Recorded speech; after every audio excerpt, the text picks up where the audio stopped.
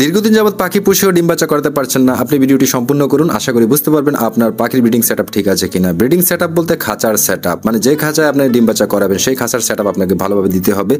আমি আমার একজোড়া বাজরিকার পাখির ব্রিডিং সেটআপ শেয়ার করব, যারা কিনা প্রত্যেকবার 6 থেকে 7টি করে ছানা ব্রিড করে, মানে বড় করে।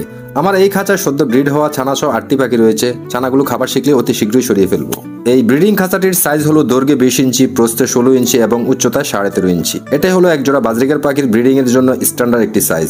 এর চেয়ে বড় নিলে সমস্যা নাই, ছোট না নেওয়াই ভালো। এখন আপনার খাঁচার সাইজ কত ইঞ্চি নিয়েছেন মেপে দেখতে পারেন।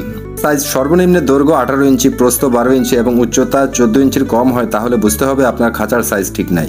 আমার এই খাঁচায় 2টা লাঠি দিয়েছি, একটা হাড়ির সাথে লাগানো, অন্যটা নিচে। পাখিকে সফলভাবে মিটিং করানোর জন্য লাঠিটাও খুবই ইম্পর্টেন্ট। এই লাঠিটা খুব চিকন বা পিচ্ছিল টাইপের দেওয়া যাবে না, আঙ্গুলের চেয়েও মোটা নেওয়ার চেষ্টা করবেন, যাতে পাখিরা মিটিং করার সময় ভালো গ্রিপ পায়। এখানে আমি ব্যবহার করেছি নিম গাছের ডাল, আপনারা চাইলে কাঠেরও ব্যবহার করতে পারবেন, তবে প্লাস্টিকের না ব্যবহার করাই ভালো। হাড়ির সেটআপ অবশ্যই খাঁচার এক কোনায় খাঁচার উপরিভাগের সাথে ফিক্সড করে দিবেন, যেন পাখিরা হাড়ির উপর দিয়ে ঢুকতে না পারে বা চলাচল না করতে পারে। প্রয়োজনে হাড়ির মুখটা ঢেকে দিতে পারেন কোনো কিছু দিয়ে, যাতে করে উপর দিয়ে আলো বাতাস ঢুকতে না পারে।